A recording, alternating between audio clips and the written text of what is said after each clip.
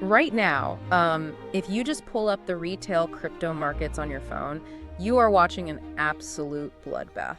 Oh, it is brutal out there. Yeah, I mean, retail investors are just panic selling their portfolios at losses that would honestly make your stomach turn. Right. People getting completely washed out. Exactly. The Crypto Fear and Greed Index has just plummeted to a score of 18. That is officially categorized as extreme fear. Which is saying something. It is. But here's the wild part. Quietly, while the average retail trader is out there frantically hitting the sell button, the largest financial institutions on Earth have just vacuumed up $53 billion worth of Bitcoin. Yeah, they are basically treating this panic like a wholesale clearance event. Which is just crazy to think about. It really is the defining financial divergence of our time. I mean, you and I are looking at today, Friday, March 13, 2026, and they're basically two completely separate economic realities operating at the exact same time. You have the traditional fiat-driven economy, which is decelerating and flashing warning signs across like every major geopolitical zone. But meanwhile, the digital asset and hard commodity sectors, they're experiencing this massive institutional land grab. It's historic. So the smart money isn't just moving to a different stock. No, not at all. They are fundamentally restructuring the entire architecture of their corporate treasuries. And deciphering that restructure, that's really the mission of our deep dive today. We've got a massive stack of fresh, highly detailed sources to help decode this 2026 business landscape for you. And we are really getting into the weeds with this data. Oh, absolutely. We're pulling apart the OECD's 2026 macroeconomic projections. We are digging into some really deep institutional research from Coinbase and Masori. Plus the raw on-chain data, right? Right, from CryptoQuant and Glassnode. And we're also going to meticulously analyze the actual corporate SEC filings from MicroStrategy to see how they are legally pulling this whole thing off. And we can't forget the regulatory side. Yeah, we'll examine a pretty stark regulatory risk report from the Bank for International Settlements, the BIS, regarding the underlying plumbing of all this technology. Because synthesizing all this data, it reveals a very specific narrative. We are witnessing this massive shift to what institutional researchers are now calling the DAT 2.0 model. DAT 2.0. No. Which we will definitely get into. We have to. We're going to examine the mechanics behind this staggering sweep of 577,000 Bitcoin by Wall Street. And we also have to look at what the record-breaking trading volumes in traditional physical energy markets are telling us about where global capital is seeking refuge. Because we want to get you past the noise. There are no daily price ticker updates here. No surface-level summaries. Right, you can get that anywhere. Exactly. We are here to extract the critical aha moments, giving you the deep mechanical context you need to be thoroughly well-informed without, drowning in the information overload of traditional financial media. It's about seeing the machinery underneath. Okay, let's unpack this, and I think we need to start with the traditional economy. Let's look at the OECD's macroeconomic projections for 2026. The growth numbers. Yeah, because global GDP growth is slowing down. They are projecting 2.9% global growth for this year. And to really frame that 2.9%, we need to look at the trajectory. I mean, in 2025, global growth was at 3.2%. So that's a noticeable drop. It is. Now, the OECD does model a slight recovery back to 3.1% by 2027, assuming certain inflation targets are actually met. But right now, the global engine is audibly winding down. And the deceleration is heavily compartmentalized by region, right? It's not evenly spread. Exactly. The United States is projected to slow to 1.7%. Wow. Yeah. The euro area is barely keeping its head above water at 1.2%. And China, which, is the traditional industrial furnace of the global economy, is easing down to 4.4%. Let's just break down those regional numbers for a second, because 1.2% in the euro area, that feels dangerously close to total stagnation. It's basically stall speed. Right. And when you look at the OECD's underlying friction points, it reads like a checklist of systemic bottlenecks. You have historically high public debt across the G20. Which means governments are spending more capital just to service the interest on their existing loans. Exactly, rather than investing in actual growth or infrastructure. And then on top of that debt burden, there is this massive, non-productive capital drain of defense spending. Right, the geopolitical situation. Yeah, geopolitical tensions have forced European and Asian nations to rapidly reallocate capital away from domestic innovation and pour it straight into military readiness. And that's capital that does not generate future economic compounding. You build a missile, you don't get a return on investment from it. Precisely. And combine that with the reality of elevated policy uncertainty and the implementation of massive trade barriers. Tariffs are not just, political talking points anymore. No, they've materialized into hard friction. A tariff is essentially a friction tax on the global supply chain. If a U.S. company has to pay a 20% premium just to import a vital semiconductor component, they don't just eat that loss. Right, they pass it on. They pass it on to you, the consumer, which drives up the cost of goods. Or they have to delay their expansion plans, which slows the velocity of money. And that naturally brings us to the inflation picture. Right, because central banks have been aggressively trying to choke out inflation with high interest rates for years now. So are the OECD numbers suggesting that this medicine is finally working? Well, the headline numbers do suggest the fever is breaking. Headline inflation across the G20 is moderating to a projected 2.9% in 2026. Which is down from 3.4% last year, right? Correct. And the central banks are targeting a return to that sort of Goldilocks zone of 2.5% by 2027. But there's a catch. There's a massive catch. You have to look at the cost of that cure, the higher interest rates they use to crush that inflation. They've made capital incredibly expensive. Businesses just can't borrow cheaply to expand anymore. Right. And critically, the OECD specifically warns about the economic drag created by weaker than expected returns from net AI investments. Okay, let's pause on that AI point because this is huge. For the last few years, the entire stock market was essentially propped up by this narrative that artificial intelligence was going to trigger a massive, immediate productivity miracle. The hike was unreal. Corporations poured hundreds of billions of dollars into data centers, media chips, just massive AI infrastructure. But the OECD is explicitly pointing out a delay here. Yeah, capital expenditure happened, but the actual measurable productivity payoff in the broader economy is taking much longer to materialize. So the money went out, but the efficiency hasn't shown up in the GDP data yet. Right. But if we connect this to the bigger picture, the institutional research team at Coinbase has a highly nuanced read on this exact gap between AI spending and productivity. What do they see? Well, they characterize the 2026 macroeconomic setup as cautiously optimistic. Really? Even with the OECD numbers? Yeah. They're looking at the underlying data and arguing that labor productivity is actually rising beneath the surface. And they think this productivity will act as a buffer against the slowing GDP. That's an interesting counter-narrative. It is. Coinbase actually draws a direct historical parallel. They liken the first half of 2026 to the economic environment of 1996, rather than the speculative dot-com bubble of 1999. Okay, unpack the 1996 analogy for us. What were the mechanics of the market in 96 that Coinbase thinks are repeating today? So in 1996, Federal Reserve Chairman Alan Greenspan gave his famous irrational exuberance speech. He was warning that the stock market was getting way ahead of itself. The traditional metrics looked completely stretched. Right, everyone thought a crash was imminent. But the market didn't crash for another 4 years. Why?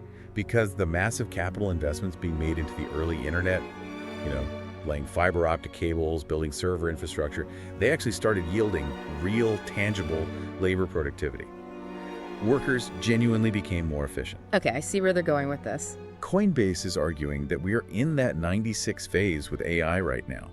The heavy infrastructure spend is done, and the actual software integration is about to make the U.S. workforce radically more efficient. So they think that efficiency is effectively going to save that 1.7% GDP from slipping into a full-blown recession. Exactly. Look, I understand the theory, but looking at the OECD data, I have to challenge that optimism. Fair enough. The global economy feels less like a rocket ship preparing for a second stage booster, and honestly more like a massive freight train that has downshifted its gears just to get up a steep hill. That's a good way to put it. The engine is burning twice the fuel just to maintain half the speed. I mean, you have 1.7% U.S. growth, crushing public debt, and all this geopolitical friction. It's a heavy load. It is. So if traditional equities are slowing down, where is the institutional capital, like the truly smart money, actually seeking yield? Because capital doesn't just wait around for an AI productivity miracle to materialize in 3 years. It moves today. You're looking for the capital flight, and the data shows exactly where it went. Where? When fiat-driven growth stalls, and when the friction of tariffs and inflation threatens paper returns, institutional capital executes a classic rotation. It flees from promises like future AI productivity and it rotates aggressively into hard assets. You want the real world. Yes, it demands exposure to the physical, constrained realities of the world. Well, let's look at the raw data on that physical rotation, because we pulled the recent reports from NASDAQ and Markets Media tracking the CME energy complex. This data blew my mind. It's wild. For you listening, the Chicago Mercantile Exchange, the CME, is where the world's largest institutions trade futures contracts for commodities like oil and natural gas. The really heavy hitters. Yeah. And the CME energy complex just hit an all-time daily volume record. But the truly alarming statistic here is that all 5 of its top-performing volume days in the entire history of the exchange occurred within a single, condensed 7-day window last week. A cluster like that is not a coincidence. No way. You do not see all 5 historic volume records shattered in 1 week without a massive coordinated change in global institutional positioning. They are flooding into the energy markets. I'm looking at these CME numbers, though, and I'm stuck on the why. Like, if these massive funds are terrified of a traditional market slowdown, why are they piling into physical energy? Historically, don't they run to treasury bonds or gold to hide? Usually, yes. But gold doesn't power a data center. Ah, true. And treasury bonds are printed by the very governments struggling with the high public debt the OECD just warned us about. Right, the math on the debt is terrifying. Institutions are looking at the OECD's warnings regarding supply chain fragilities and defense spending. Defense readiness requires massive, localized manufacturing. And what does localized manufacturing require? Continuous baseload energy. You can't build tanks or chips without massive amounts of power. Exactly. Furthermore, energy is the ultimate inflation anchor. If trade barriers and tariffs make everything more expensive to produce and ship, the price of the underlying energy required to move those goods naturally goes up. So by taking massive positions in energy futures, these institutions are essentially front-running the physical supply chain. That's exactly what they're doing. Now, for you listening, you might wonder why commodity futures volumes matter to your retirement account, right? Right. Like, why do you care about oil futures in Chicago? It feels disconnected. It does, but it matters because this is the ultimate leading indicator. A futures contract is essentially a massive bet on the price of a commodity at a specific date in the future. Right. When institutions trade record volumes of energy futures, they are mathematically pricing in real-world volatility. They are looking at the fragility of traditional paper equities, and they're basically building a concrete bunker out of physical energy contracts. It is a purely defensive maneuver. Yeah. They are looking at that sluggish 1.2% growth in the euro area, and they're recognizing that traditional stock portfolios are incredibly vulnerable to any sudden geopolitical shock right now. They want hard assets. They demand exposure to things that are physically real, strictly finite, and absolutely necessary for human infrastructure to function. Which raises a structural question for me. Is this sudden explosion in CME energy trading just a short-term hedge, like a temporary place to park cash until the stock market looks better? Or are we seeing a permanent structural shift where the largest asset managers on Earth have fundamentally lost faith in fiat-denominated paper returns? The sheer volume suggests a structural shift. But to truly understand the scale of this rotation, we have to look at the divergence I mentioned earlier. Right, the digital side. Yes. Capital is aggressively flowing into physical energy, but physical energy has storage costs, transport friction, geopolitical choke points. You literally have to put it in a barrel and ship it across an ocean. Exactly. So simultaneously, an even more aggressive institutional sweep is happening in a commodity that has zero physical footprint. They are hoarding digital scarcity. And let's dive into the on-chain data for that, because the numbers here are absolutely staggering. According to the analytics firm CryptoQuant, over the past 12 months, institutional players have accumulated 577,000 Bitcoin. Just massive scale. At current valuations, that is roughly $53 billion of capital completely removed from the open market. And the methodology behind CryptoQuant's data is really vital here. I mean, how do we know this is institutional money and not just a bunch of wealthy retail traders? Good question. How do they filter it? Well, CryptoQuant isolates U.S. custody wallets holding between 100 and 1,000 Bitcoin. But crucially, they actively filter out addresses associated with known cryptocurrency exchanges. Okay. And they also filter out the wallets of Bitcoin mining companies. So they're looking strictly at entities paying professional custodians to vault massive amounts of the asset. And this data also includes the ETFs, right? Yes, this data set factors in the massive holdings of the spot Bitcoin ETFs, which, as of 2026, have aggregated around 800,000 Bitcoin on behalf of traditional Wall Street clients. Now, Glassnode provides another layer to this data that shows the actual mechanics of this supply shock. They track the net position change of Bitcoin on public exchanges. And what did that show? Over a single 30-day period recently, the net position change was negative 44,582 Bitcoin. We really need to unpack the mechanics of exchange balances for the listener, because this is key. When you log into a crypto exchange to buy Bitcoin, you are buying from the pool of liquidity currently sitting on that exchange's order books. It's just inventory sitting on the shelf. Right. So when Glassnode shows a negative net position of nearly 45,000 coins in a month, it means those coins were purchased, withdrawn from the exchange's hot wallets, and transferred into offline, multi-signature cold storage. They literally take the pieces completely off the chessboard. The coins aren't being day traded anymore, they're being buried in digital vaults. And this is where the market mechanics get really fascinating. Oh, the supply dynamics are wild. If you have a massive entity systematically buying and removing the asset from the exchange, the order book, the actual list of available sellers, thins out. It hollows out the supply. Exactly. And a thin order book means that the next time a wave of buying pressure hits, there are fewer sellers available at the current price, which essentially forces the price to gap upward violently just to find the next willing seller. Which is exactly the opposite of what is happening in the retail sector. Here's where it gets really interesting. If you pivot your attention away from these quiet institutional custody wallets and look at the retail side of the market, it is absolute chaos. Pure panic. We mentioned it earlier, but the CryptoRank data we pulled shows the crypto fear and greed index sitting at 18. The retail market is paralyzed by extreme fear, and it's being driven by these violent liquidation cascades in the altcoin and meme coin sectors. Yeah, the leverage washout. The data specifically highlighted Dogecoin. Right. It lost a massive percentage of its value after $35 million in forced liquidations hit the market in just 24 hours.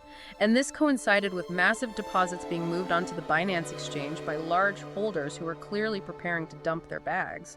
Let's explain the mechanics of a liquidation cascade, because it perfectly illustrates the difference between retail gambling and institutional accumulation. Yeah, walk us through how a retail trader gets liquidated. So a retail trader might use leverage, basically borrowing money from an exchange, to bet that a volatile asset like Dogecoin will go up.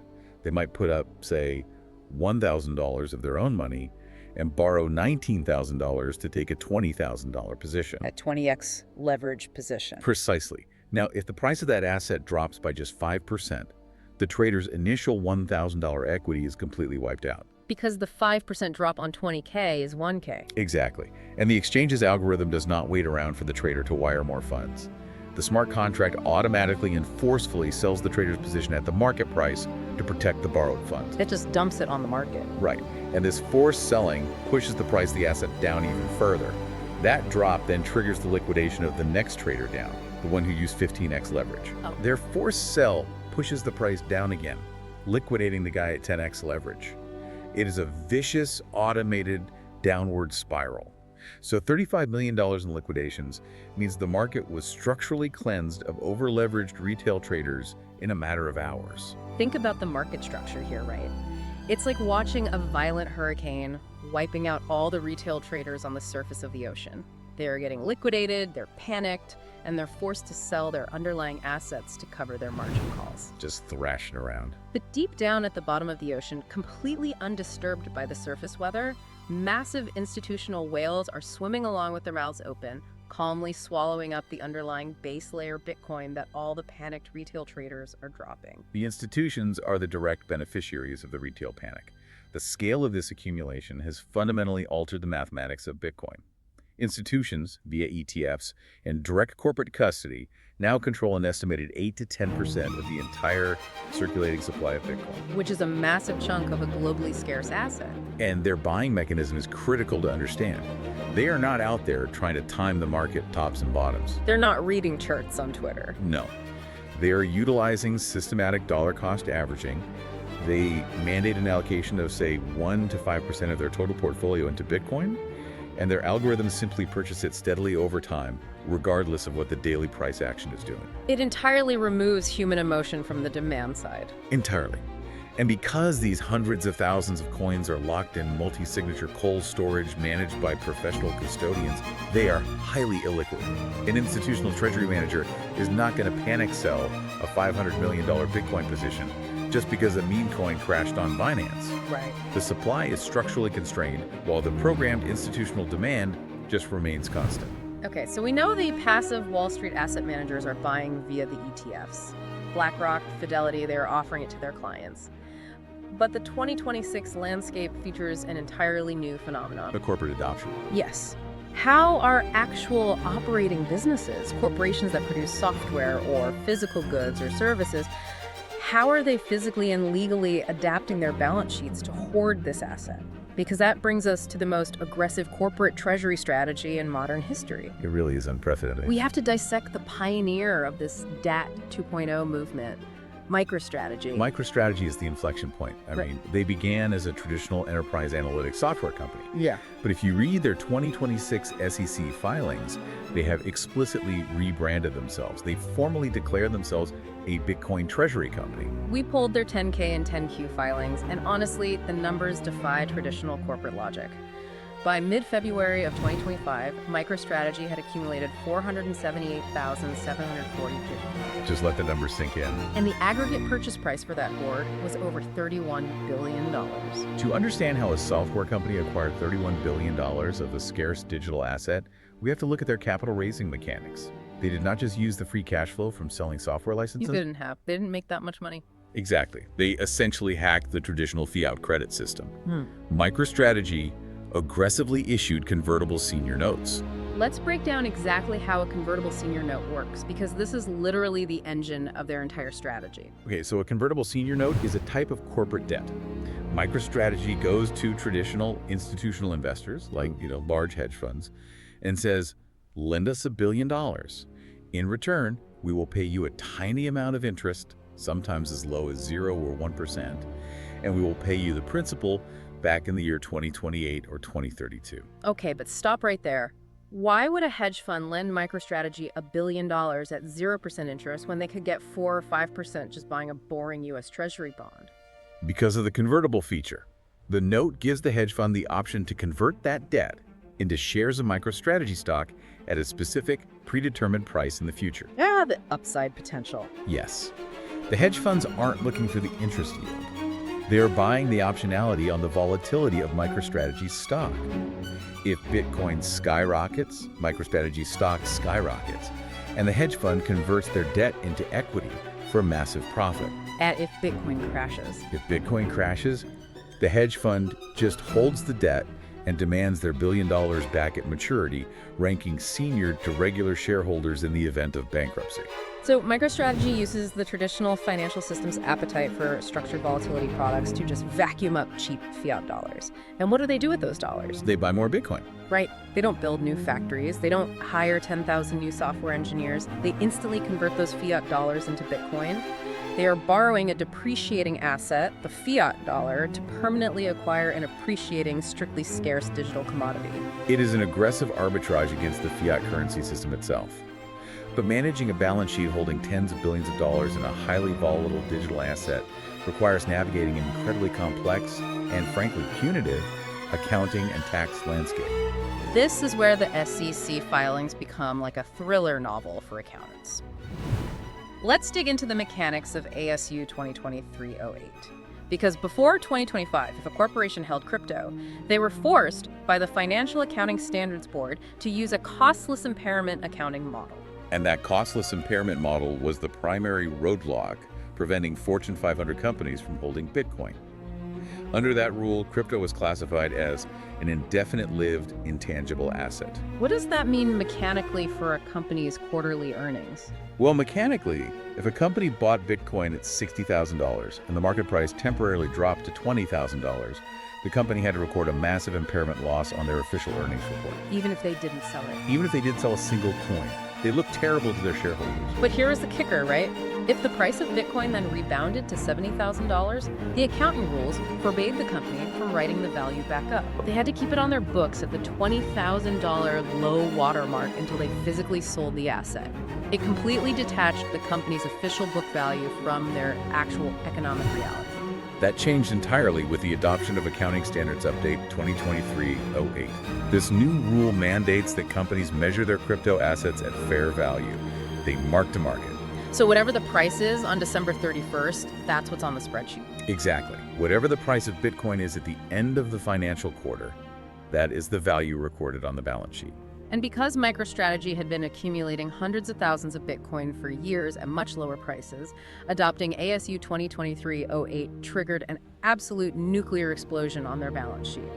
On January 1st, 2025, they recorded a one-time cumulative effect net increase to their retained earnings of $12.745 billion. Overnight. Overnight, their official book value finally caught up to reality. But the United States tax code does not let a $12.7 billion accounting windfall go unpunished. No, the IRS always wants its cut.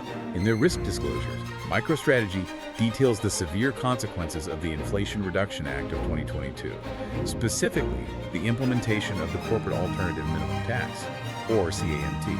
Let's walk through the mechanics of CMT, because this is the terrifying double-edged sword of fair value accounting. So the CMT imposes a 15% minimum tax on the adjusted financial statement income of massive corporations. Specifically, it applies if a corporation's average annual income exceeds $1 billion over a 3-year period. And previously, MicroStrategy wasn't anywhere near that billion-dollar threshold. Nowhere close. But because ASU 2023-08 forced them to recognize that $12.7 billion gain, their financial statement income skyrocketed past the $1 billion threshold. They are now subject to the 15% CMT. And the tax applies to unrealized gains. That's the crazy part. MicroStrategy didn't sell the Bitcoin. They didn't generate $12 billion in cash. They just changed the number on a spreadsheet to reflect the fair market value. But the IRS looks at that spreadsheet and says, you owe us 15% of that newly recognized income. How do they even calculate that? To calculate this, the law requires them to ratably allocate that initial $12.7 billion gain over 4 years, from 2025 through 2028. Furthermore, any new paper gains they make each year as the price of Bitcoin goes up are also added to that income calculation. The mechanical reality of this is just stark. Starting in 2026, MicroStrategy may owe massive cash tax payments to the IRS based entirely on the paper appreciation of an asset they haven't actually sold. Which creates a huge liquidity problem. Right. How do you pay a $100 million cash tax bill when your wealth is locked in a volatile digital asset? You either have to sell the Bitcoin, which completely defeats the entire purpose of their treasury strategy, or you have to issue even more fiat debt just to pay the tax man. Yeah, you borrow to pay the tax. Let me push back on this whole philosophy for a second, because this sounds like a massive house of cards. A corporate treasury's traditional mandate is capital preservation, right? Keeping enough cash on hand to make payroll, weather a bad quarter, fund research and development. That's the textbook definition, yes. MicroStrategy is taking out billions in loans to buy an asset that routinely drops 40% in a bear market, intentionally subjecting themselves to a punitive 15% tax on phantom paper gains just to hoard what the Coinbase report calls block space. What happens to an operating company when the music stops? If Bitcoin drops 50% tomorrow, MicroStrategy still owes billions in fiat debt to their creditors. Is an enterprise software company supposed to operate like a heavily leveraged tech hedge fund? The traditional view of a corporate treasury absolutely views this as reckless gambling. I mean, they think it's insane. But the Coinbase institutional report details why this strategy is becoming formalized as DAT 2.0, Digital Asset Treasuries version 2.0. To understand DAT 2.0, you really have to understand the philosophical shift regarding what constitutes a vital corporate resource. Okay, explain the shift. What was DAT 1.0? DAT 1.0, which started around 2020, was simply companies buying Bitcoin with their excess cash reserves as a passive hedge against inflation. They bought it and forgot it. Like putting some gold coins in a safe. Exactly. D 2.0 is an active structural integration. It utilizes professional institutional trading desks, ultra-secure multi-party computation custody solutions, and complex capital markets strategies like those convertible notes to actively hoard the asset.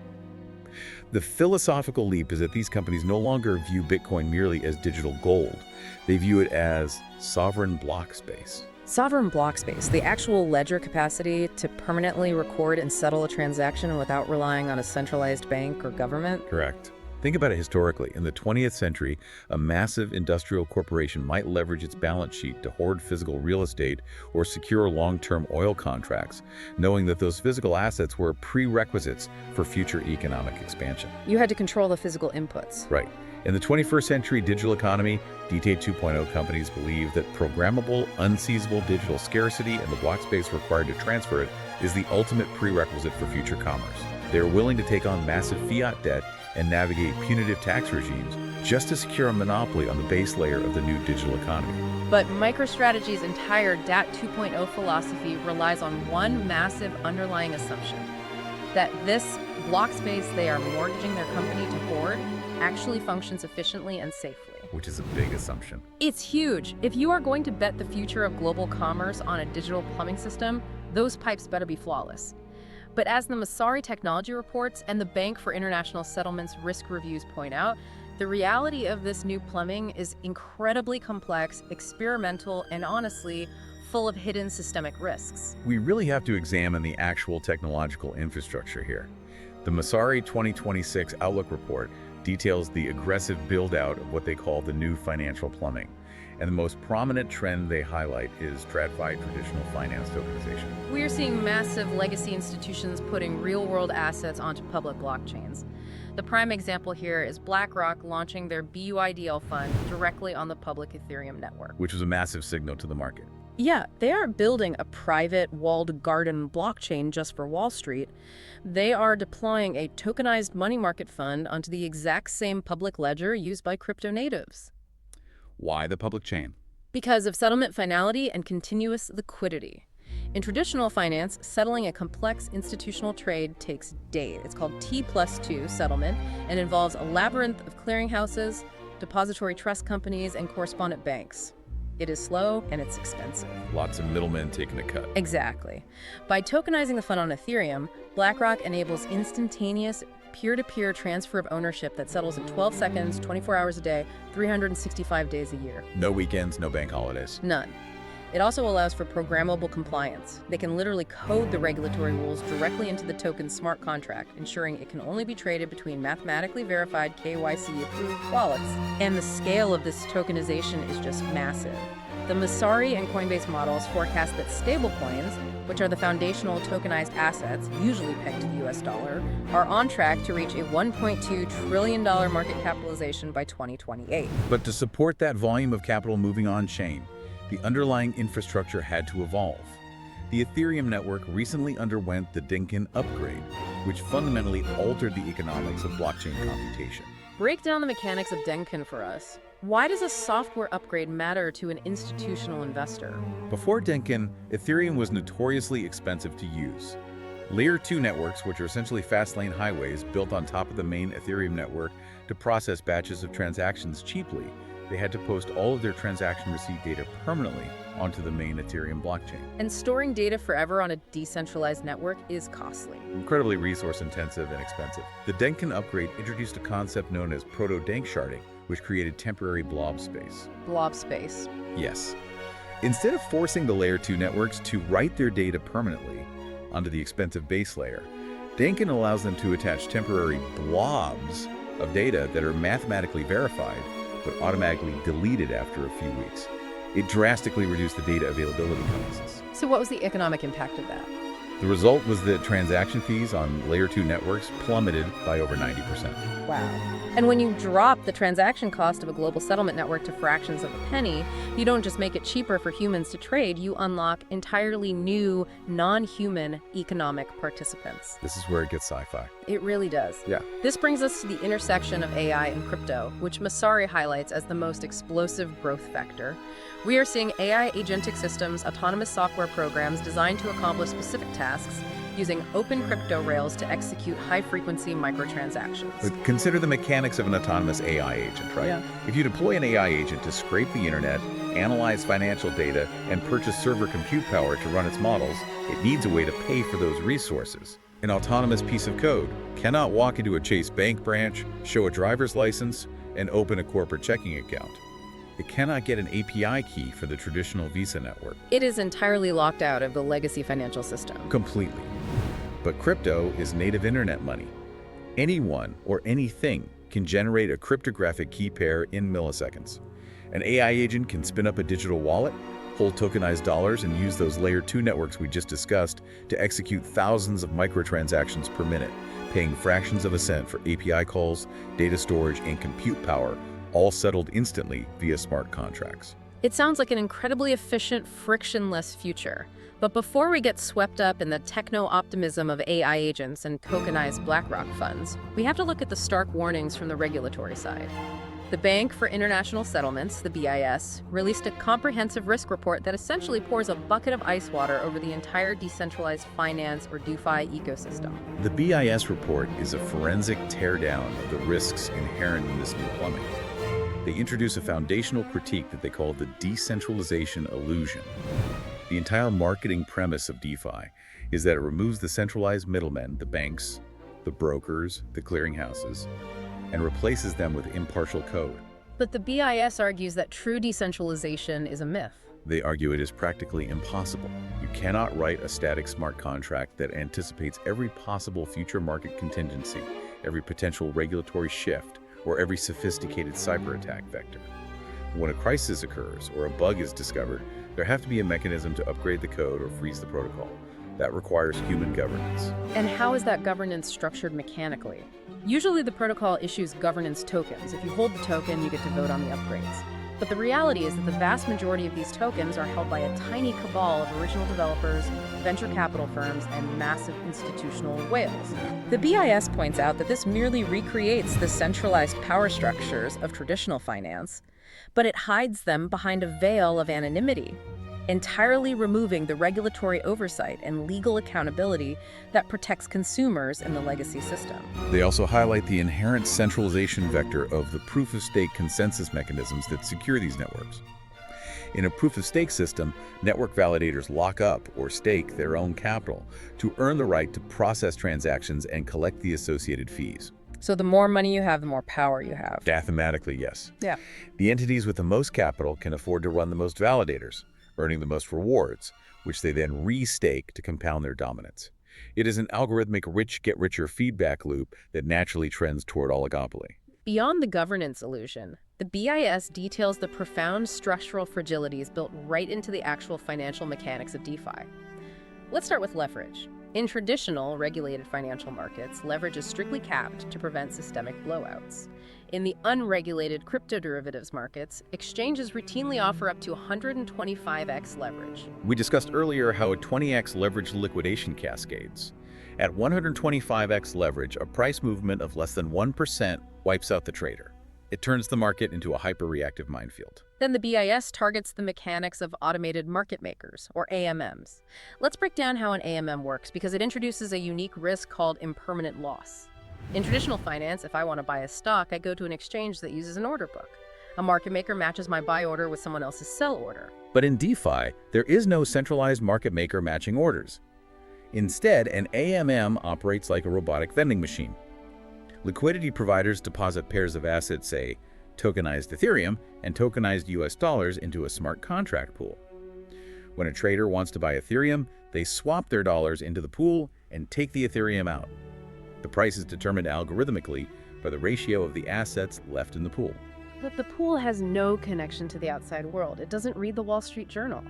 If some massive news event causes the real-world price of Ethereum to double in 5 minutes, the AMM's algorithm doesn't automatically update the price. It just waits for traders. This creates a massive arbitrage opportunity.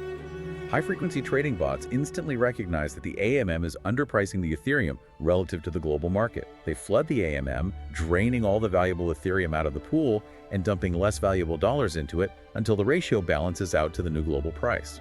And the person who provided the liquidity to the pool, the person who deposited their assets into the vending machine, is left holding a bag full of the depreciating asset, having sold their appreciating asset to the arbitrage bots at a massive discount. That is impermanent loss. And the BIS highlights another exploit inherent to the public nature of blockchains: front-running, or MEV, maximal extractable value.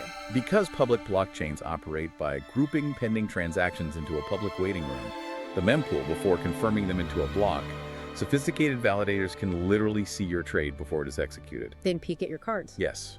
If a validator sees that you're about to make a massive purchase on an AMM that will push the price of an asset up, the validator can maliciously insert their own buy order ahead of yours, let your massive order pump the price, and then instantly sell the asset back to you at the newly inflated price.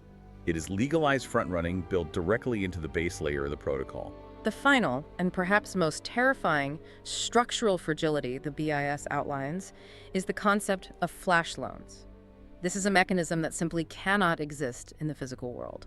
A flash loan allows a user to borrow tens or even hundreds of millions of dollars of unsecured capital from a DeFi lending protocol with absolutely zero collateral. Wait, zero collateral? None.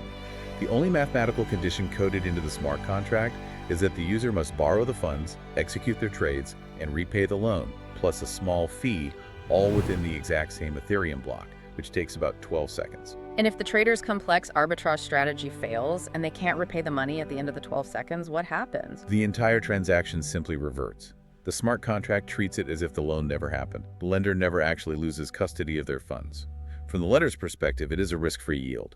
Right. But from the market's perspective, it gives anonymous attackers infinite collateral-free leverage. Which is terrifying. Hackers routinely use flash loans to artificially manipulate the price feeds of vulnerable DeFi protocols, draining them of millions of dollars in a single 12-second atomic transaction.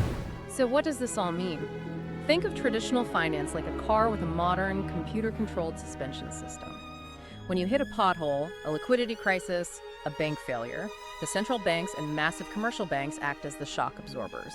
They use public policy to expand their balance sheets, print money, provide emergency liquidity, and absorb the blow to prevent the passengers from breaking their necks. DeFi is like driving a 1,000-horsepower Formula One car with the suspension welded completely solid. What's fascinating here is the absolute absence of those elastic shock absorbers. DeFi relies entirely on private collateral and algorithmic execution. If trust evaporates or if the value of the underlying collateral backing these protocols plummets, there is no public backstop. There is no bailout coming. There is no Federal Reserve to step in and halt trading or inject fiat liquidity. The smart contracts simply execute a merciless cascade of automatic liquidations, driving prices down further in a vicious, pro-cyclical death spiral. You feel every single bump in the road, and a big enough pothole shreds the entire vehicle. And if you are listening to this thinking, well, I don't trade on unregulated DeFi platforms using flash loans, so why does this matter to me? It matters because the walls isolating traditional finance from this experimental plumbing are rapidly coming down. The integration is happening. As your 401k, your traditional index funds, and the massive corporate treasuries of the companies you invest in start buying into Bitcoin ETFs and interfacing with tokenized BlackRock funds, the systemic fragility of DeFi gets hardwired right into traditional portfolios. A massive liquidation cascade in the unregulated crypto markets could easily ripple outward, forcing institutional players to liquidate traditional equity positions just to cover their losses. The plumbing is connected now. That is the ultimate takeaway of the 2026 landscape. The traditional fiat system and the decentralized digital system are no longer running in isolated sandbox environments. They are actively structurally merging at the institutional level. Let's synthesize exactly what we have unpacked today. The global business landscape is defined by an aging traditional fiat economy, struggling with the friction of debt and trade barriers, grinding down to a 2.9% global growth rate. A very slow, sluggish engine. In stark contrast, massive institutional capital is executing a hyper-aggressive land grab, hoarding physical commodities like energy to front-run supply chain breakdowns, and permanently accumulating 577,000 Bitcoin to secure digital scarcity. Corporations like MicroStrategy have normalized the DAT 2.0 model, deliberately taking on massive fiat debt and navigating punitive mark-to-market tax liabilities just to hoard sovereign block space. They are betting their companies on a highly efficient, rapidly expanding tokenized financial plumbing system. A system that is currently scaling via L2 networks and AI microtransactions, but remains fundamentally vulnerable to the extreme leverage, centralization illusions, and structural fragilities detailed by the BIS. Which brings us to a final provocative thought. Something that wasn't explicitly modeled in the OECD projections or the Coinbase reports, but feels inevitable when you map out the mechanics of this new architecture. We are moving into a future where autonomous AI agents execute millions of frictionless microtransactions on decentralized blockchain rails, and where massive Wall Street asset managers and corporate mega treasuries actively hoard and control the underlying base layer digital commodities. In that environment, What happens to the human retail investor? It forces us to ask who the system is actually built for. If the underlying digital real estate, the actual scarce block space, is owned entirely by massive institutions utilizing DAT 2.0 strategies, and the high-frequency trading is dominated by AI algorithms executing flash loans in 12-second increments, does the average person become totally priced out of the financial base layer? Are we heading toward a reality where everyday people are forced to basically rent their financial existence from AI systems and corporate behemoths, locked out of the very decentralized protocols that were originally designed to empower them? The mechanics suggest a profound concentration of power, directly challenging the utopian origins of the technology. We want to encourage you to keep questioning the narratives you see on the surface. Look past the retail panic on the price tickers, ignore the daily noise, and pay very close attention to where the deep institutional plumbing is actually being built, and more importantly, who holds the cryptographic keys to the pipes. Thank you for joining us on this deep dive. Keep learning, questioning, and we'll see you next time.